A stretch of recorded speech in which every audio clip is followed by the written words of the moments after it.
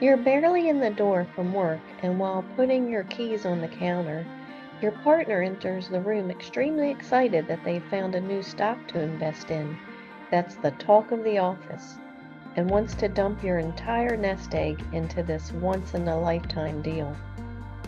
You're tired, worn out, and all you can think about is how many more years of drudgery you'll have to work if your nest egg is lost. However, the partner is adamant, and the decision is now or never. For you, when faced with such challenges, your brain needs time to process, and you use a two-step method to retrieve the information needed for processing that you learned from training with the Stoicess. The first step is to use common sense, reviewing your Stoic Christian principles to gain a global perspective of the challenge.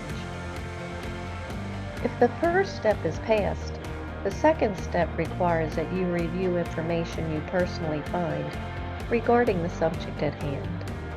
This two-step process has saved you a lot of anxiety down the road. Let's start with the first step of common sense. What is your nest egg being used for currently? Is it solely for retirement many years down the road? Or does it include a rainy day fund? And how reliant are you on this nest egg for retirement? Is you or your partner's employer paying a pension? Or are your parents or grandparents likely leaving you a huge inheritance?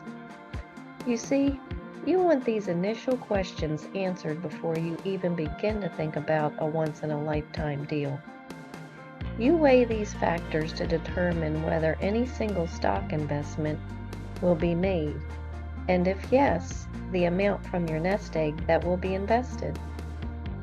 Currently, your nest egg is being used as a rainy day fund in addition to a retirement fund, and neither you nor your partner will be receiving an employer pension.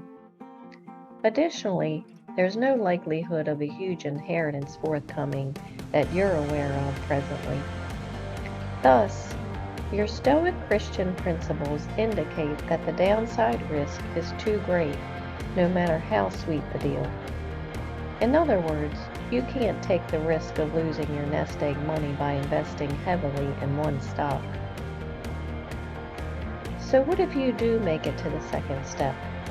For the sake of discussion, if you do get to the second step of ferreting out information about this stock, and your partner and you are certain that this investment is a no-brainer, then you use the money you've saved up toward your next vacation. You see, you'll be using your family fund money to purchase this stock, so your downside risk is zero from a financial perspective. However, from an enjoyment perspective, fun events you have been saving for, such as that Disney trip with the kids, will be placed on hold until you see how this single stock performs. And by using this approach, you rarely choose to invest in a once-in-a-lifetime event, because losing your family fund money hurts so much more than winning a few dollars. Besides, family events do give better lasting memories, and viewing pictures of the kids bring more smiles than when merely looking at a stock certificate. Using my Stoic storytelling method, my partner wants to invest our nest egg in stocks. What should I do? Once you undertake to do something, stick with it and treat it as something that you should be carried through. Don't pay attention to what people say. It should not influence you in any way. Epictetus. The way of a fool is right in his own eyes, but a wise man listens to advice. Book of Proverbs. I will evaluate the potential gain versus loss. I realized the potential loss was a greater concern than the amount of gain. I improved my ability to evaluate money matters using God's wisdom. Thank you for sharing your mind with me. For your continued success, hear my secret. Once-in-a-lifetime deals are rarely filled with lifelong zeal. Now relax, control your mind and be as you wish to seem, empowered.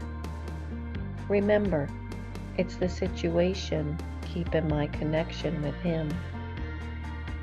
I'm Lori Stith, the Stoicess, and I believe in you.